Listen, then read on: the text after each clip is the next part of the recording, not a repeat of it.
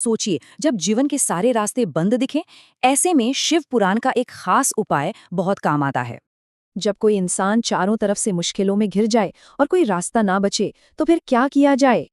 कभी कभी घोर निराशा में ऐसा लगता है कि अब बस जिंदगी खत्म कर लेना ही इकलौता विकल्प है। लेकिन ठहरिए, ग्रंथ बिल्कुल साफ कहता है कि हार मान लेना या ऐसा कोई भी कदम समाधान बिल्कुल नहीं है। तो फिर उपाय क्या है?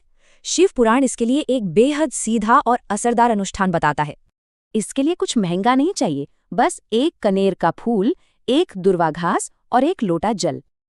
अब सबसे जरूरी बात, भगवान शिव की 5 बेटियों के नाम: जया, विषहारा, शामलीवारी, दौतली और देव।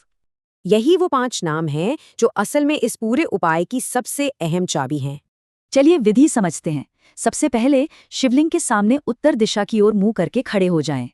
फिर शिवजी की उन 5 बेटियों का नाम लें और फूल और दूर्वा शिवलिंग पर चढ़ा दें।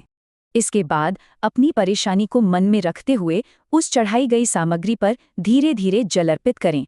जल चढ़ाते समय मन की जो भी पीड़ा है उसे पूरी सच्चाई के साथ महादेव को बतानी है।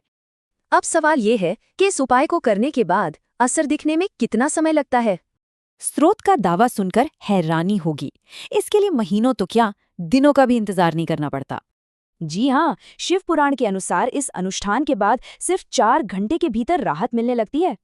ये बदलाव इतना तेज है कि घोर निराशा पल भर में एक नई उम्मीद में बदल जाती है। लेकिन रुकिए, इस उपाय के काम करने की एक बहुत बड़ी शर्त है: महादेव पर पूरा और अटूट विश्वास। मतलब बिल्कुल साफ है, विश्वास है तो तुरंत परिणाम, और अगर मन में संदेह है तो बिल्कुल कोई असर नहीं। बिना सच्ची आस्था के ये सिर्फ कुछ काम करने जैसा है, जिसका कोई आध्यात्मिक मोल नहीं है। उपाय बहुत सरल हैं, लेकिन क्या सबसे बुरे वक्त में कोई इतना गहरा विश्वास सच में जगा सकता है?